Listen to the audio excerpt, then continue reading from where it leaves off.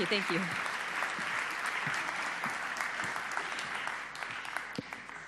For the past decade, I have been looking at neuroscience to study and research guidelines that influence our decisions. How does the brain get to choose? How do we know to go this route or this route? And it's very satisfying to study the brain because all of your audiences have one. For most part. I love that you're laughing about this.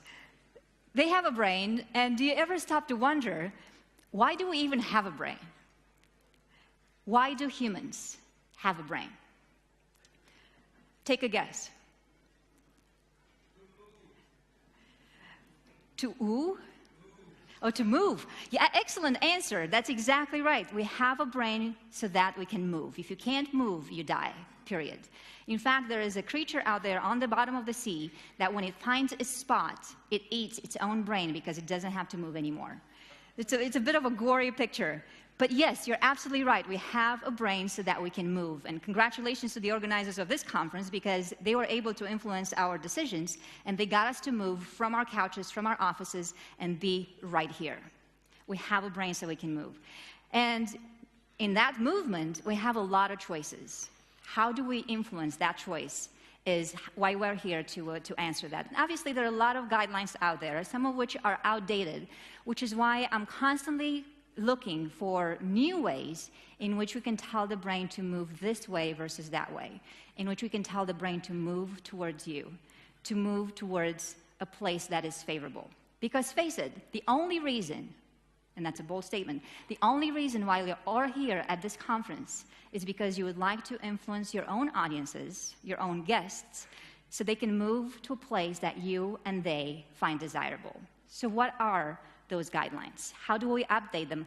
And looking at neuroscience, very much like I know you, whenever you open the refrigerator and you're checking the expiration date on your milk, you're constantly looking for something that is up to date. And neuroscience and current guidelines can inform us how the brain decides to move. How do you become impossible to ignore when you address anyone that you want to lead? In fact, who or what do you consider to be impossible to ignore? Other than Donald Trump for us in the US? It's very profound and wise answer. Your family members, perhaps, your bosses, your spouses, your kids, your relatives, your friends, all of those people in some ways you consider impossible to ignore. Are you in that position? And how we become impossible to ignore, as I've been researching this question and looking for good answers, here has been one of my biggest epiphanies that you cannot be impossible to ignore unless you stay on people's minds. In order to be impossible to ignore, you have to be memorable in some way. And I'm also noticing a progression that in the past, it used to be just simple enough to show up and share some guidelines with people and create a framework. And then we had to try a little bit harder. Now, I'm noticing because of information overload and all the choices that the brain has in that movement, you have to have even newer skills yet. How do we become impossible to ignore?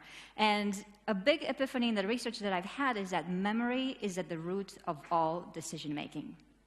Strong statement, and I'll say it again, memory is at the root of all decision-making. There isn't a decision out there that you have made, consciously or subconsciously, that has not been influenced by memory.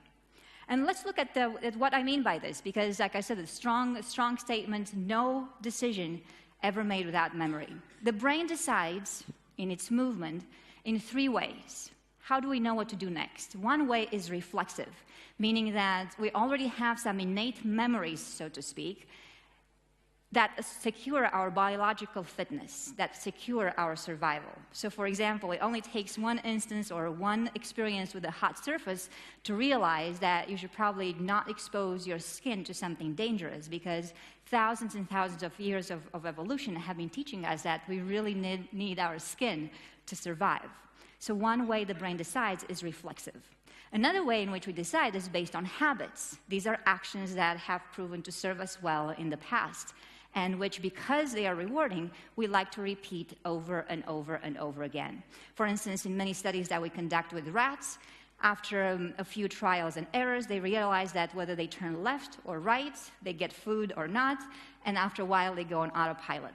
It's the same for us. If you choose and you have a favorite route to go to work, that choice is conscious at first, but after a while, you just totally take the same route to work every day without thinking about it. And how often do you miss your exit when you're not going to work and things just go off just because you're simply acting on autopilot? And the third way in which the brain decides is a goal-oriented way, meaning that, yes, it's possible for us to change our minds in light of new information, such as if there is a road construction sign as you are going to work, but now you have to think. So the difference between reflexes and habits is that the first two don't require any cognitive energy at all. Reflexes, for sure, no cognitive power required. Habits are conscious at first, so they require a little bit of cognitive energy, but after a while, not at all. Contrast this with goal-oriented decision-making. That one, you really have to think. And given the choice to the brain to think or not to think, guess which one we choose. The brain, even though it's such a small organ in our bodies, it takes and consumes about 20% of our entire energy. So given the choice to the brain to conserve energy or not, it will definitely choose to conserve energy, which is why people fall asleep in presentations. If we can conserve energy, we will definitely take that. And I think that I'm convinced that one of the reasons why sometimes in leadership we have such a hard time influencing people and changing behavior, which is the reason why you're here, is because we make people think too much. Nothing wrong with that, but if you are indeed making them think, make sure that they have the energy that is required in order for that thinking process to happen. So if we say, okay, we are after being impossible to ignore, then it makes sense to say, well, whatever you're proposing to your audiences, to your guests, make sure you link them either to reflexes, habits, or goals. And let's look at these in order. When it comes to reflexes, what are some reflexes responses that we have innately? Biologists all over the world have already established a set of actions, a set of behaviors to which we respond reflexively.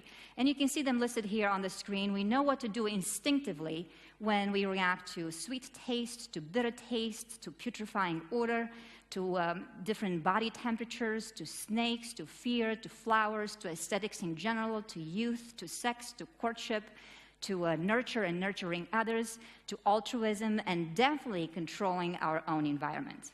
These are innate behaviors. The memory for these is already a given. They don't require any cognitive energy at all.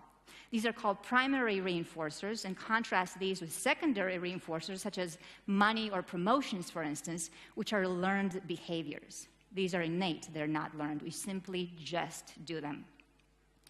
Can you relate to any of these? I'm sure that as you're looking at this list, you already know how the body reacts instantly. So then we look at, okay, so how are they reflected in the ways that people create messages? As you see here in this ad, the reason why this is a good example is because they instinctively appeal to our reflex of controlling our environment. And whoever makes a promise like that to you, it immediately draws your attention.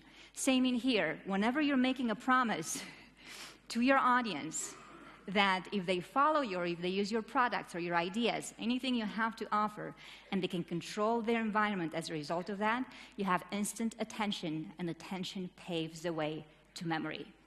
As we look here, this is an example that was on LinkedIn just not too long ago. This professor was teaching an evening class, and one of the graduate students came to the class with her son, who's this age, and the son was starting to misbehave. He was crying a lot, and of course, talk about something impossible to ignore. We reflexively react to kids crying. This professor had a lot of experience with children. He had 5 of his own, so he knew how to handle this. He simply picked up the kid and taught the rest of the 3-hour class with this kid in his arms. Wow is exactly the reaction, because look at 84,000 likes for this story. The reason why the story got so much attraction and so much reaction is because it mentions a behavior to which we react reflexively, which is nurturing. It takes more energy to the brain to ignore something like this than it does to indulge it. How are you appealing to your own audience's reflexes or reactions? I'm enjoying these examples. These are some screenshots from some of the presentations that we redo for corporations as we apply brain science.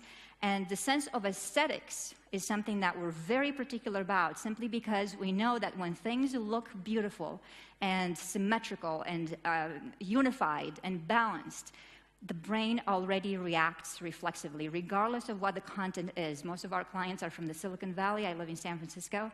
And some of the content is quite technical, but that doesn't matter. We know that the brain reacts reflexively to something beautiful.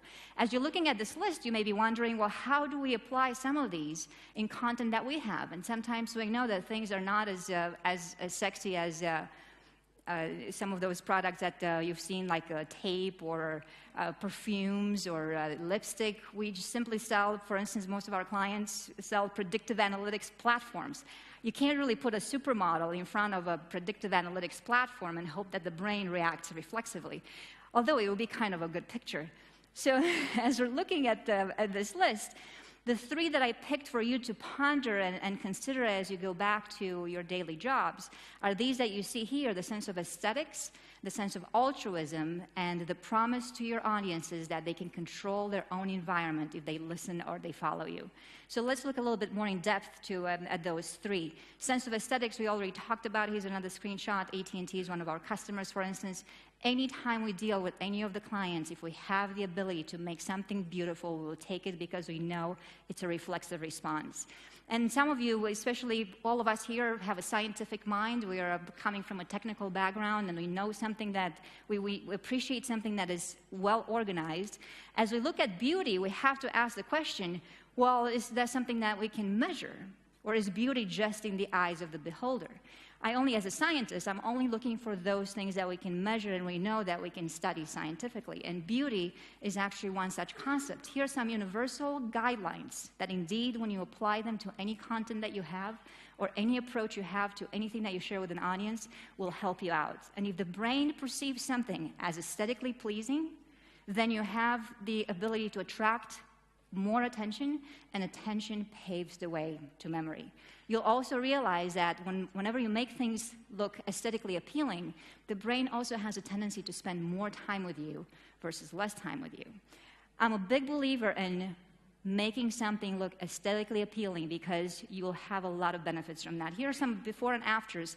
When it comes to this kind of content, this was from a fairly technical presentation. You can see the before and after.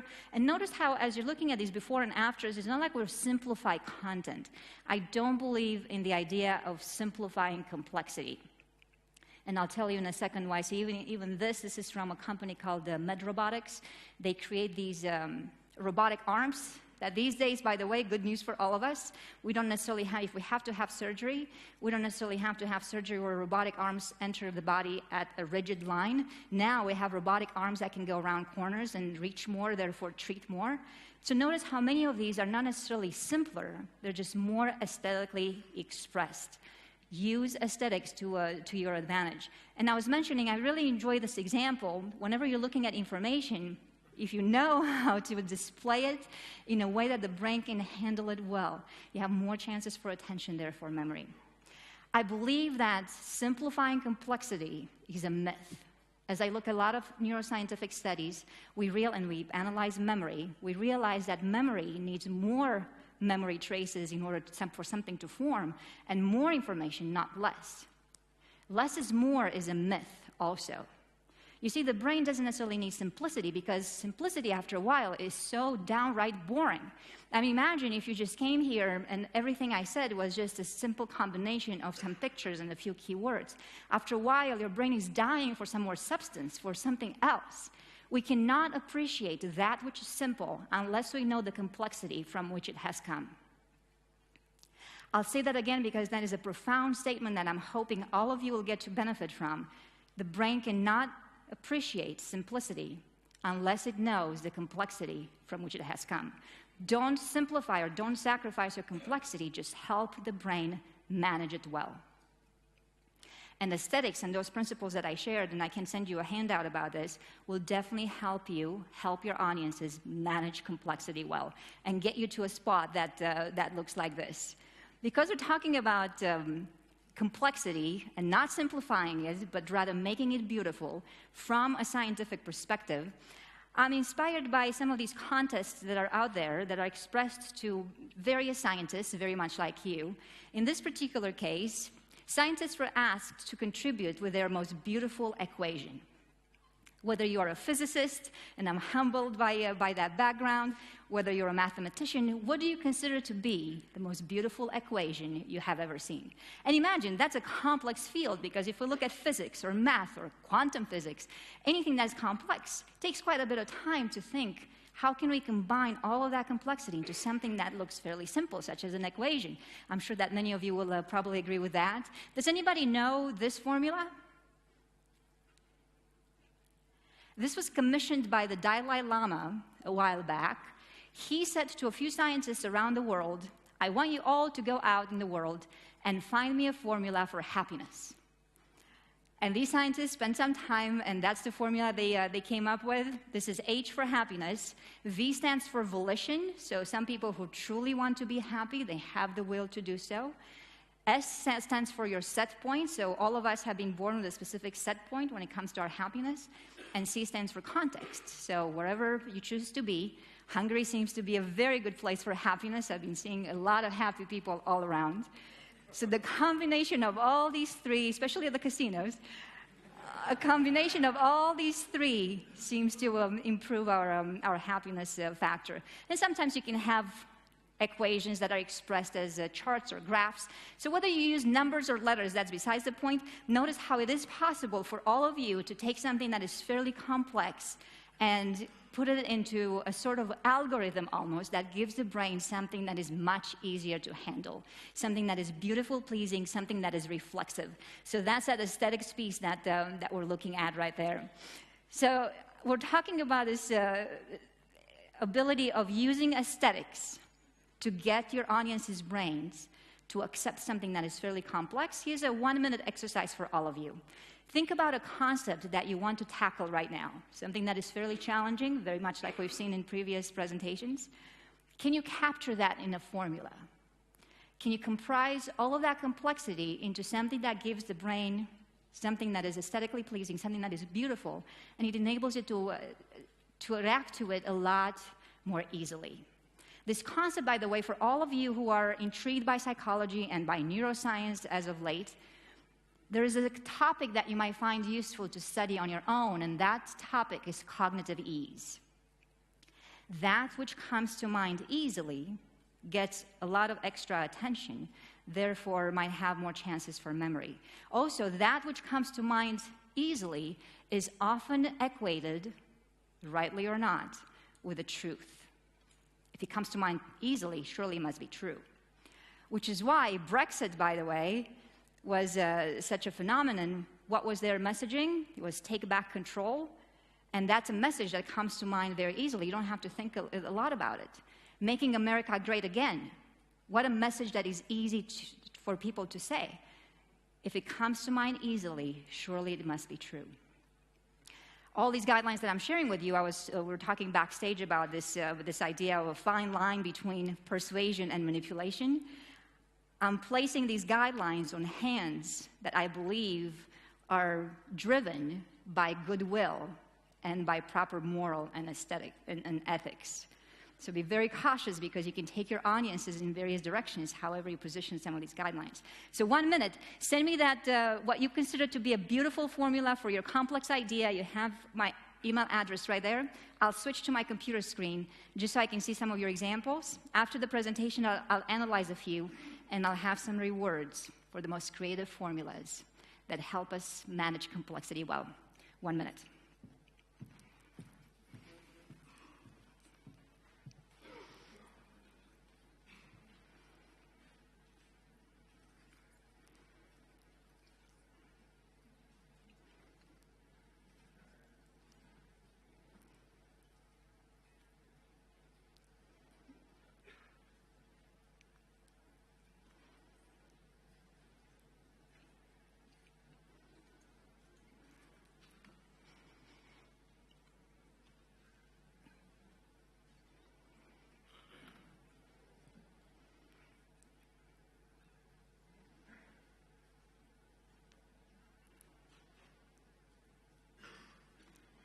All right, can I switch?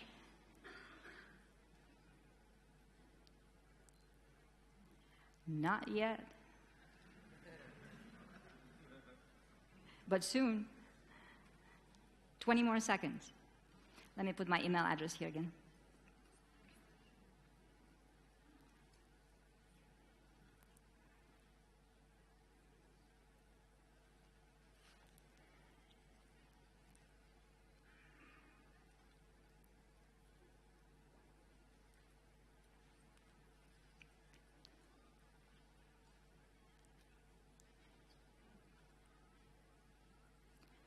And let's see. Ooh, somebody really took that formula.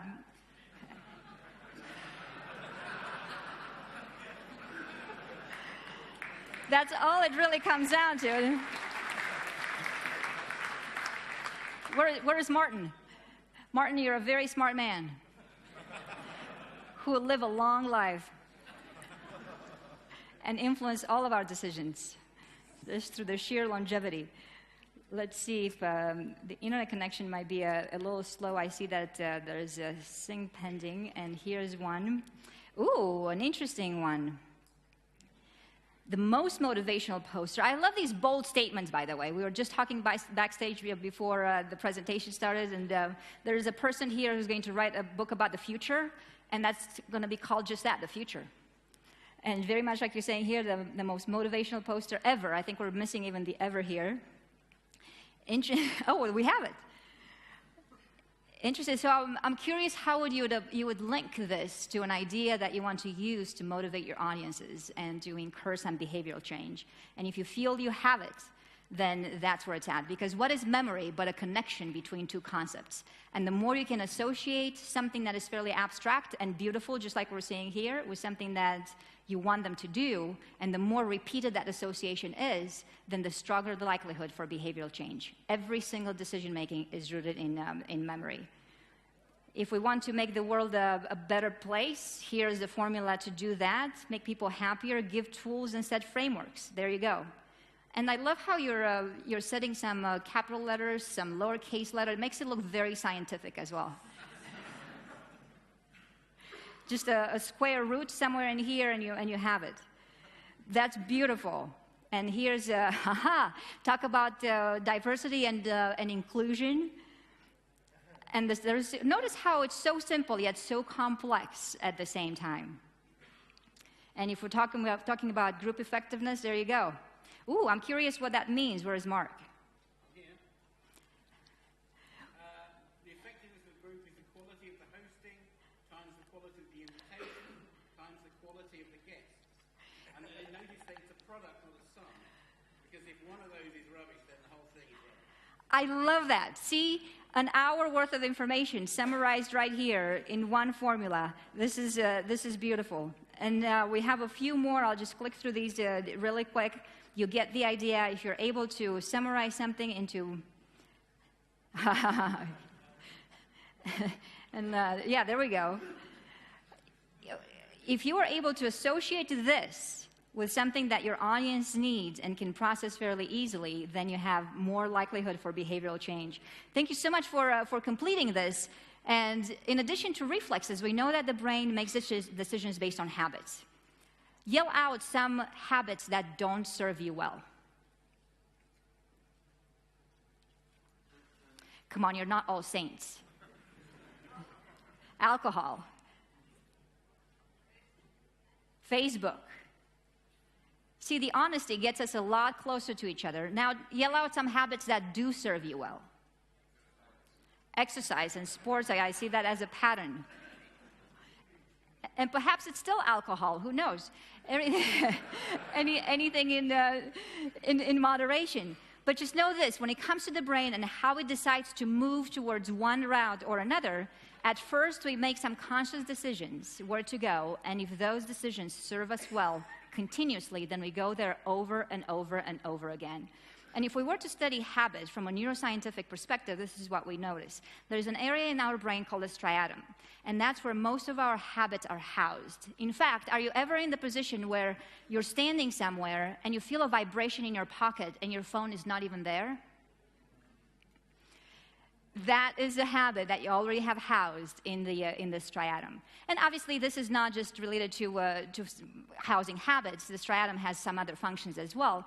But these are some intriguing studies that are being made by neuroscientists. So for instance, you'll take a monkey, and we want to know whether the monkey can develop some habits on its own without even being trained to do so in a way. And the study goes like this. You're showing the monkey a grid, and as its eyes go over the circles, at some point it will hit a circle, and when it does, there is a squirt of juice that the monkey receives, and that's a good reward because the monkey finds the juice rewarding. And as you continue repeating the experiment, and you repeat the experiment, after a while, the monkey sort of anticipates receiving that reward as it gazes over specific circles. So it starts building a habit, and if we were to put the monkey's brain in an fMRI machine, what we're noticing is that with each exposure to this experiment, there is less and less cognitive activity that is happening in the monkey's brain, in the sense that it has to think and try less and less to be present, so to speak, or to work hard, because now the habit is being formed. It is no difference for all of your audiences, not that they're monkeys, but not that different for when you expose your audiences to something that is already habitual, they don't have to think as much. So wonder, can you hook something that you want them to do new to something that already exists? There's a company in the US that we work with, their name is Aptus.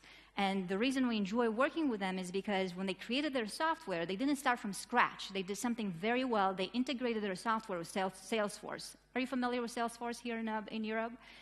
It's a fairly common platform in the US for if you want to do CRM and those kinds of things.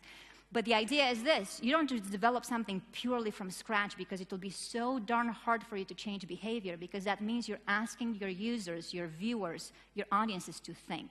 Integrate with an existing habit, and you already have it. For instance, we were pitching to Boeing not too long ago, and we already know what are some concepts that Boeing finds habitual. They are these three. And when we were talking about three concepts that were habitual to us, which were these three, the more we're able to associate what was habitual to us to what was habitual to them, the easier we make it for them to decide to move in our favor. Integrate your new concepts to something that they already know. So for instance, and the promise was to lead to memorable experiences. Integrate with something that they already know. So for example, let's just say that one of the habits that you like, and who would want that to happen, of your workers, of your viewers at work, would be to be more productive. How could we inspire and convince somebody to be more productive? We already ask, where are they paying attention already? Where are they engaged already? What do they find habitual? And as somebody said already, we already know where your habits are. So if I wanted to make you more productive, I would say each time you see a new notification in Facebook, write one paragraph for work, and then indulge that Facebook habit that you already have. Hook into something that they already do. And here's a very fast exercise for all of you. This is 30 seconds or less. I'd love for you to look in your photo gallery. Everybody has a photo gallery on their phones. Send me a picture which to you symbolizes a decision that you found easy to make just because it's so habitual. You will realize as you're looking through your photos how many things you engage in easily just because they're habitual to you. 30 seconds, show me where you're going without any effort. Show me what you're doing habitually. 30 seconds, let's see.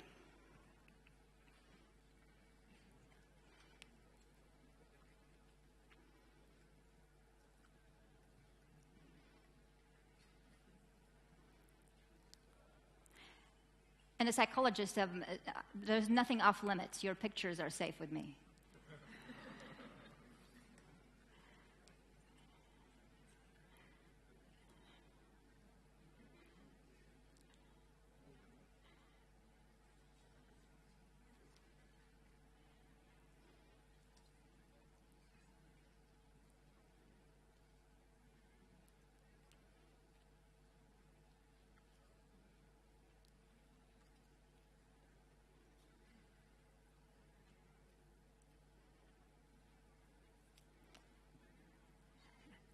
All right, I'm going to switch really quick and see.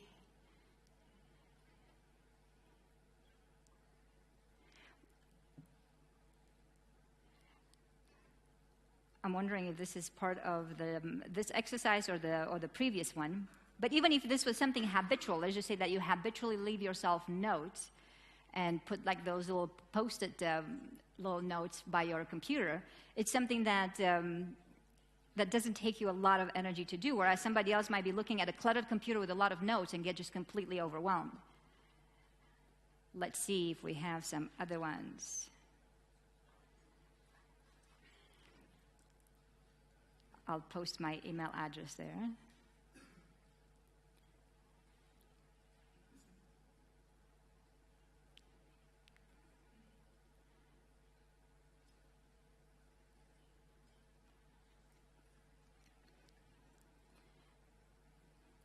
And now we're talking. Ooh, talk about the lesson that we can all learn from in terms of habits that other people have. Okay, so let's just say that you're developing a leadership program for millionaires. Even though they're millionaires, we could all use some additional leadership from people who have money. So if we knew that these are all the habits that they already engage in, imagine how much more effective your pitches would be if they already integrate with habits that they already have.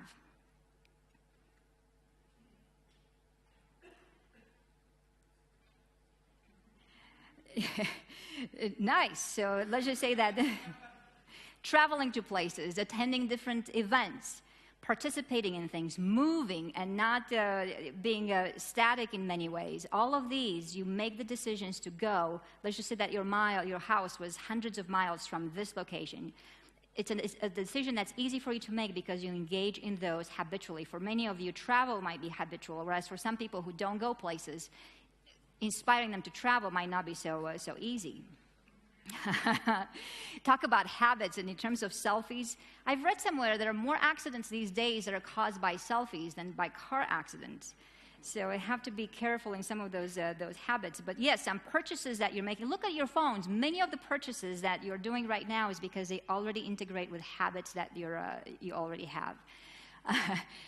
Furry things and other life beings, the reason that you have them is because they integrate with habits that you already have. See, going places, indulging in all sorts of exercise. I'd love to click on the rest of them, but you get the idea. And the lesson that I'm inviting all of you to consider is that as you want to inspire other people, integrate with habits that they already have. The third way the brain decides is based on goals. So we know it is possible for rats, for instance, to go a different route. After a while, they realize that, wait a second, if I turn left, nothing happens. I don't get the cheese. And after a while, they will know that they have to do something differently. And that, however, requires a lot more energy. And the mistake that a lot of leaders, a lot of presenters, a lot of communicators make is that they ask people to think too much. Even for goals, you can minimize the amount of thinking required if you plug whatever ideas you have, messages, into something that people already value, because goals are driven by what we value. And as you're looking at this list, I'm sure you would recognize that, yes, we tend to pay a lot more attention and think about things that are functional, like buying a washing machine, for instance, or a camera. It's not difficult to move towards something that is emotional and to think about choosing those elements.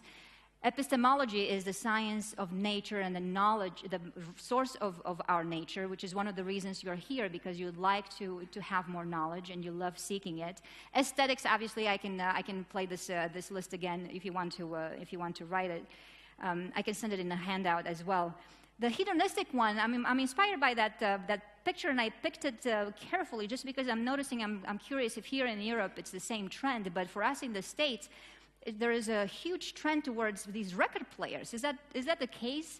I'm noticing there are people who pay upwards of $2,000 just to bring back the past. Nostalgia, by the way, is a very good persuader for all of you, for any of your audiences. And of course, for the holistic approaches, there are some experiences that contain all of these values all in one, which is why people choose to go there. But if I were to summarize an action plan for you for 2017, it would be here, right on this screen. Choose to balance your reflexes, your audience's reflexes and habits versus goals. Because, for instance, let's just say that you're sitting at your desk and you're thinking, there's like a little voice right there and it says, I'm craving something sweet right now. And then another voice that says, ooh, a Kit Kat bar would be really good. But then there's another voice right here that says, could I really afford the calories? And the difference between these is that one voice requires less energy than the other one to indulge. And the more that you hook into people's reflexes and habits, the likelier it is that people will go with you because they don't have to think as much. Quite often as a neuroscientist, I get the question, well, how do we know if people act based on reflexes or habits or whether they act on goals? And the answer has to do with the amount of exposure. For instance, if you take a rat and you give it some cheese as a reward, but in order for the rat to get that cheese, it has to exert some effort. For instance, let's just say that it has to press a lever. And he knows that if it presses the lever, it gets the cheese. So we build that association between effort and reward. And after a while, what we do is something mean. We devalue the reward, meaning that we give the rat as much cheese as it wants. It doesn't even have to press the lever anymore. Here it is. Or we put something as of a poison inside the cheese so that when the rat gets the reward, it makes him sick. The question still is, will the rat still press the lever even though, one, the reward is not as pleasing, or it can have as much of it as it wants without even going through the effort? And the answer is this. The more a rat has been exposed to that association, the harder it is for it to change behavior. In other words, after about 6 sessions of exposure, the rat will still press the lever even though the reward is not rewarding anymore. So be very cautious and very humble, because as you try to inspire many of your audiences and you want them to follow you, to move towards you, the more exposure they have had to a specific kind of habit, the harder it will be for you to change. And the more then this list makes sense in the sense of hooking to existing reflexes or habits versus to goals. And here's one other principle that I'll share really quick before we part. Another epiphany that I've had, I've published a book this year that's called Impossible to Ignore. And the epiphany that I've had after writing this book is this. Contrary to popular belief, memory has not evolved to help us keep track of the past. Memory has evolved to help us keep track of the future. And I'll prove to you. Think about, even as you're sitting here, imagine your office back at home or back in an actual office building. And now imagine something that you should really throw away, but for the life of you, you cannot. Give me some examples. What is something that you should really dispose of, but you have a hard time doing?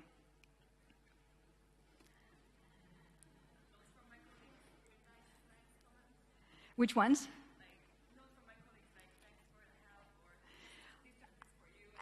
I love this. She says, thank you notes that I've received from various friends or colleagues for good deeds that I've done in the past. That's a good answer. What else? Things that you should trash but cannot. Which ones? Alcohol. Aha, we're going back to those habits that sometimes serve us well and sometimes they don't. What else? Old shoes.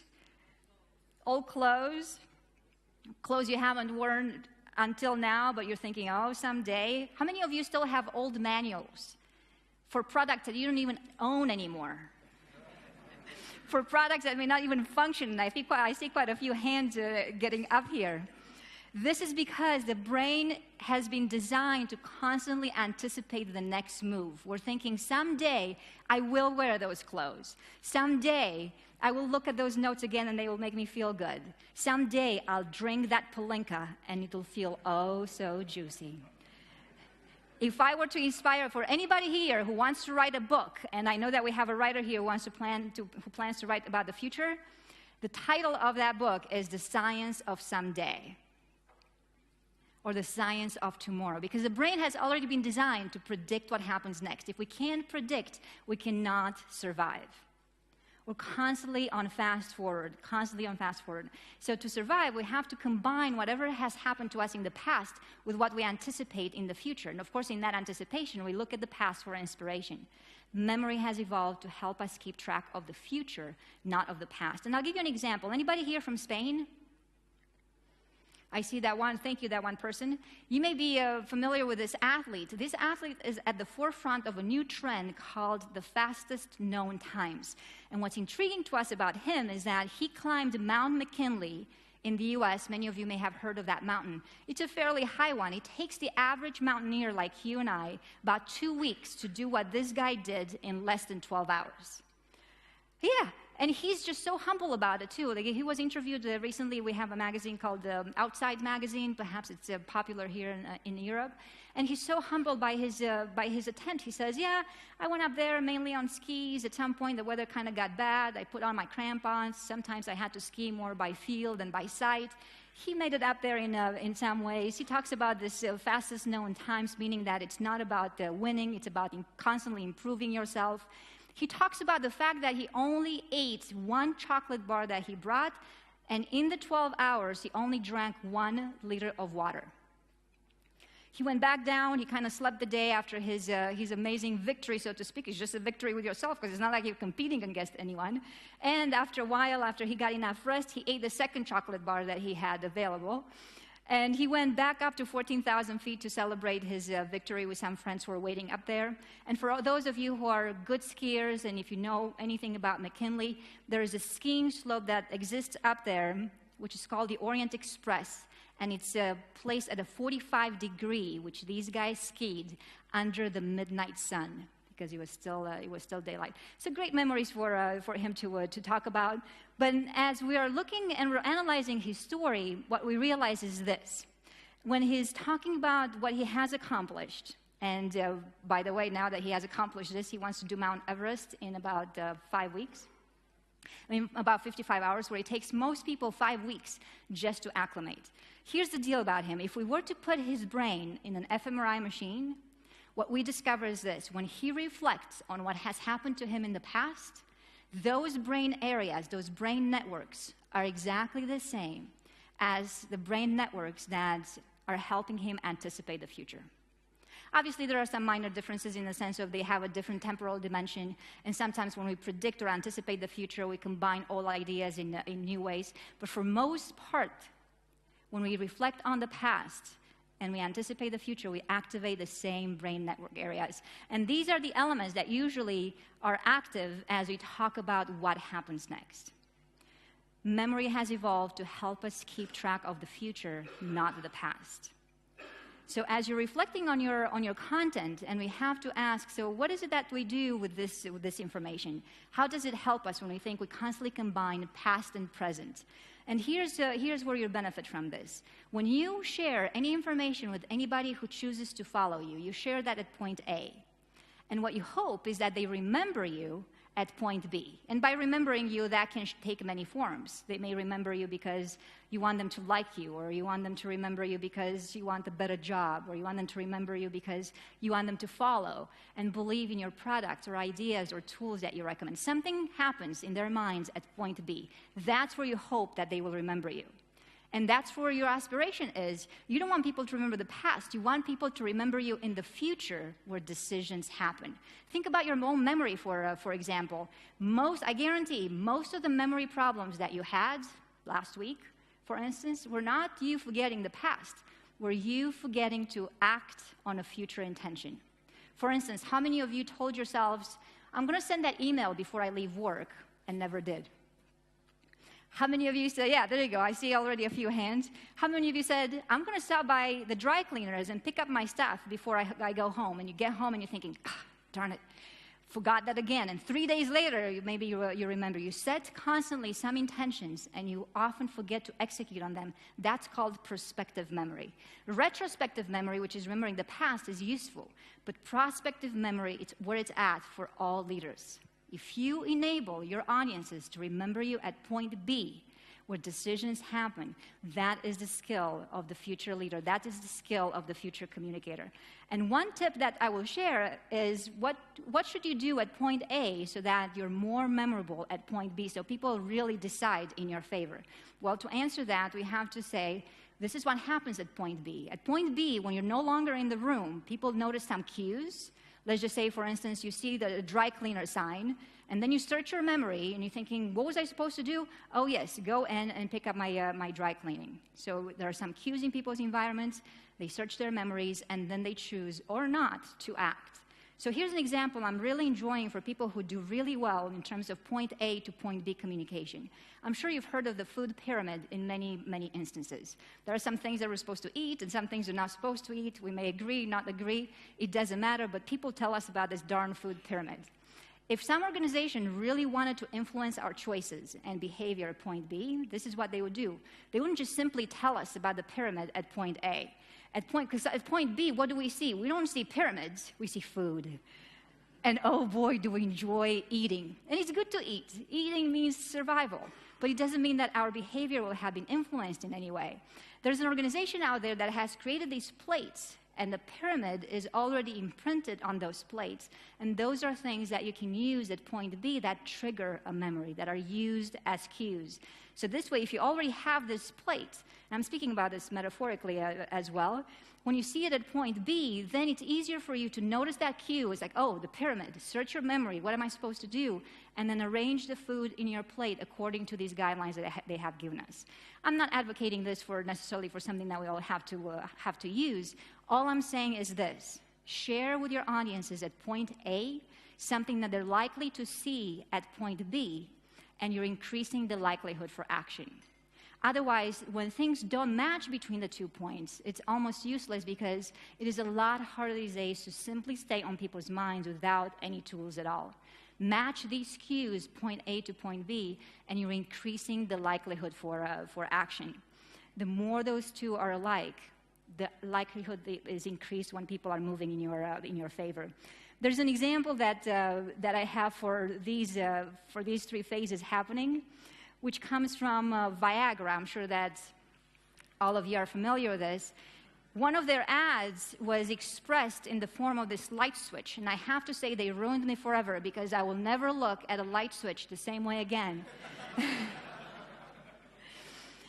But there's brilliance in that, because what they did very well, they asked this. Yeah, surely I can share any kind of information with an audience in any kind of format right now. I can share with you slides. I can give you handouts. I can give you all sorts of tools. But if those are not associated with something that you're going to see later on at point B, where decisions happen, they're useless. It is harder and harder to stay on people's minds, especially when we have so much more content going on these days. Choose a strong cue and build on that at point A. Very much there was a reason why I started with this milk carton, because I'm hoping that next time you reach in your refrigerator and you're grabbing something to check the expiration date, it will be a cue for you to remember something that you have learned in this session. And that is something that you're more likely to see at point B after we are no longer in this room, versus just simply slides. What is going on in people's environments at point B is a strong question that you must all ask as you're moving away from the session. So there you have it. There are these guidelines that I've prepared for you, and you can email me, by the way. You have my email address, and I'll be sending you a visual handout for this. If you're ever in need of brain science workshop, we develop those, and we conduct them here in Europe as well, and they're related to using brain science that helps you create memorable content so that you stay in people's minds at point B, where decisions are really mandatory. So we can stay in touch on that as well. But mainly, it's this handout, it's this outline that I want you to remember from today's session. And I'll bring it back here again. Let's see if we can do that. And you have my email address, and I guarantee that any or all of these guidelines, when you embed them in your communication style, will make you a memorable leader. And if you think about it, there is no greater leader out there who is not a memorable leader. Thank you so much, everyone.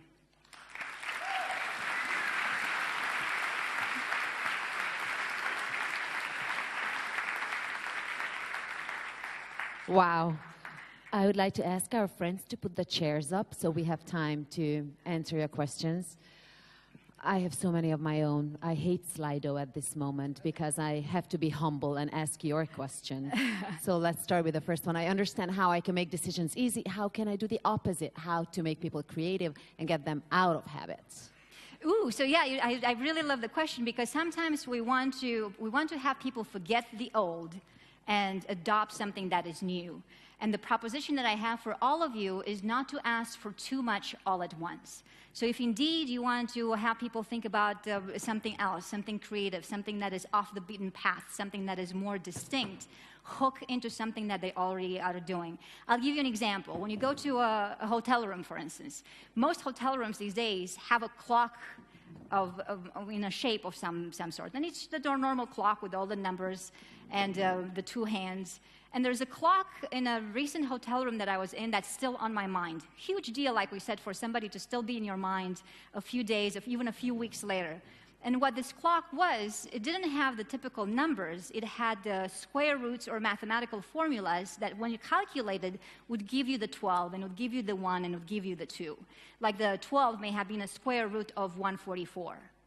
So you see, they didn't just completely change the concept of a clock. They didn't make something tell time from the refrigerator or something crazy like that. They still kept the framework of the clock, but within that, they played off the familiar.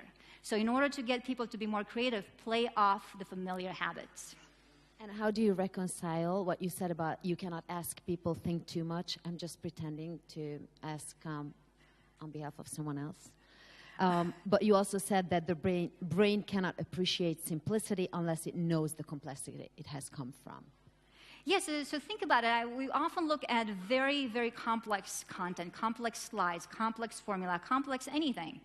And we appreciate it when somebody already summarizes something as a small formula or as a slide with just a few words, only if we have seen the complexity from which that small formula or the complexity from which those few key words have come.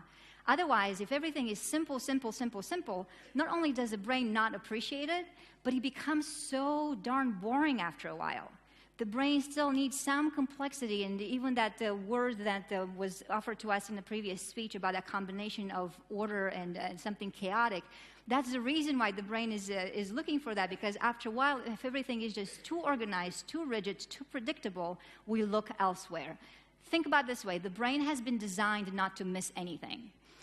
Those ancestors who missed stuff are no longer our ancestors.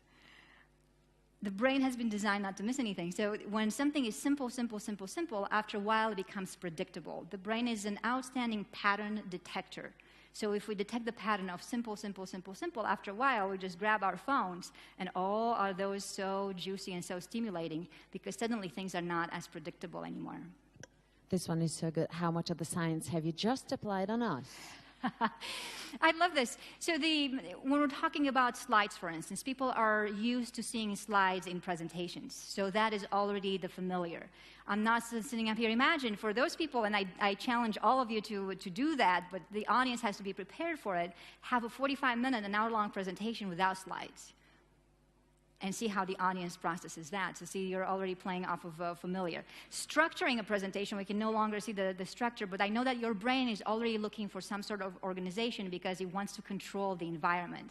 So if I speak about a concept or a concept here or a concept there, and you don't get a sense of structure, then I'm jarring your brain way too much. And there is a fine balance between appealing to the brain in something familiar and applying an element of surprise or too much. Too much familiarity and things are boring. Too much surprise and things are weird. You want to stand somewhere in the midway between familiarity and surprise, knowing that surprise can be very little but very potent. Use the element of surprise in any of your engagements as caviar, not marmalade.